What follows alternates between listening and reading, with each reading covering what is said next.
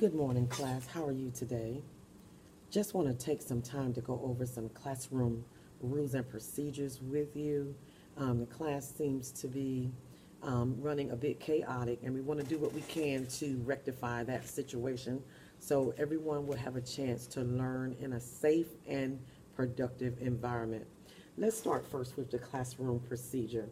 Enter the room quietly and begin working on your bell ringer, which will be posted on the overhead projector.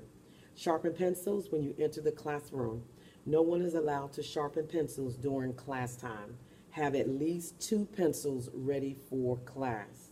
Place homework in the inbox when you enter the classroom, if there's any given, and pick up items in the outbox when you enter the classroom. When the class is on silent class, no talking is allowed. When the class is on discussion, indoor voices only.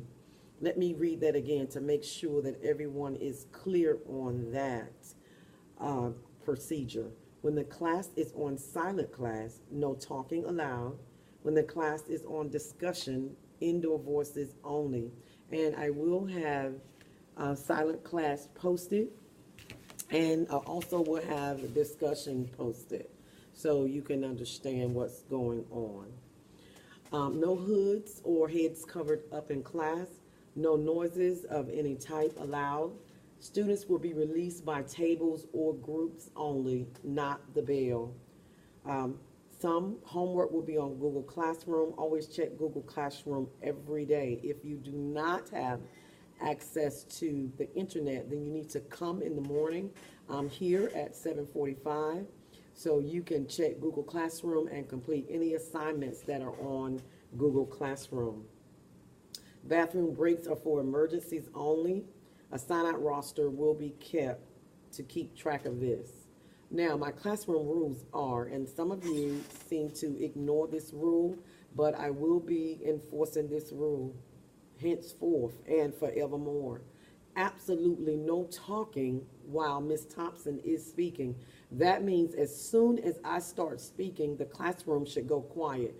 Or if I say, if you hear me clap once, you should clap. If you hear me clap twice, you should clap. And that means that the classroom comes to order and you listen to your teacher. No bickering back and forth, name calling or fighting. Points for classroom rules and behavior will be lost. And if I notice that you have a pattern of continued bickering with different students, I'm going to annotate that and I'm going to work you up the disciplinary process. Leave your seat only if you have been given permission, whether we are on discussion or silent class. Absolutely no blurting out in class. And when we're on silent class, raise your hand and wait to be acknowledged before you speak. These classroom rules and procedures will promote a orderly and efficient and effective classroom. The discipline policy, warning, student conference.